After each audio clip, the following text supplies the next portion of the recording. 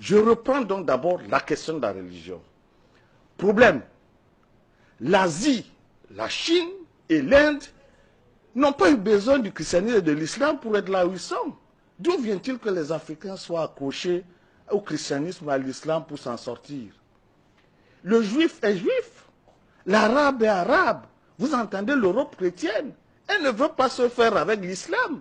D'où vient-il que les Africains veulent être africains en n'ayant pas de religion à eux? Ils veulent être africains en étant musulmans, ils veulent être africains en étant chrétiens, ils veulent être africains en étant bouddhistes. Vous voulez créer quelle Afrique dans cette méthode-là?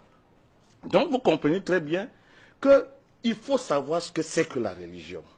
La religion a pour but de contrôler les esprits et les comportements. La religion est un enjeu politique, ce n'est pas une question individuelle, messieurs. La question religieuse, c'est une question collective. L'enjeu de la religion, c'est de briser la capacité des faibles à se révolter.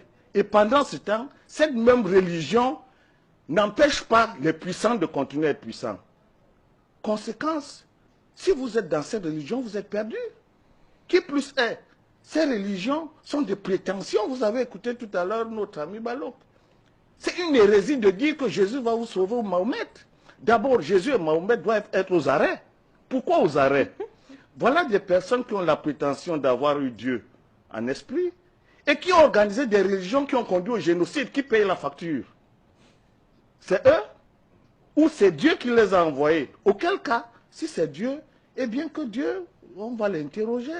Est-ce que vous avez dit à Jésus et Mahomet de venir déporter 30 millions de Noirs en esclavage? Est-ce que vous avez dit à Mahomet de venir mettre en esclavage 8 millions de Noirs? La question est très sérieuse. Ne nous laissons pas embarquer dans des sites mentaux qui n'ont aucun sens. Ce sont des hérésies mentales. Et mon mot n'est pas mal choisi. Il pèse fort. Il n'existe pas un individu sur cette planète Terre qui dise que Dieu m'a dit. L'Afrique a vécu 100 000 ans d'histoire sans qu'il y ait une autre nation, une autre culture. Parce que Dieu a mis en homme noir la potentialité absolue de la vérité. Si c'était les Occidentaux, qu'aucune autre nation n'aurait résisté, les aurait exterminés. Conclusion, on ne peut pas prétendre que l'Afrique qui a été la première sur cette planète Terre, qui n'a jamais vu Dieu, et que d'autres personnes viennent dire que Dieu leur parle. Dieu a une bouche, Dieu a la barbe, Dieu ressemble à quoi? Donc, les Africains doivent se ressaisir. La question de Dieu en Afrique, c'est une question scientifique. L'Afrique n'a jamais dit Dieu. L'Afrique dit la science. Et c'est parce qu'elle est émue devant la question scientifique qu'elle donne aux principes scientifiques les noms de Dieu. Quand vous entendez Atum, Mahat, Ra, Horus, ce sont des principes scientifiques. Ceux qui ont l'intention d'en savoir plus doivent le savoir. Donc la question de Dieu en Afrique, c'est une question philosophique et scientifique. Il n'est pas question de prétendre qu'on a vu Dieu et qu'on va en parler. J'achève sur cette question de la religion en disant 3 choses. 1. La prétention de l'islam de dire que c'est Mahomet qui a sauvé. La prétention de Jésus de dire que c'est par lui que va arriver le destin du monde. Voilà la première base de division la plus fervente de l'humanité. Ce sont des religions exclusivistes.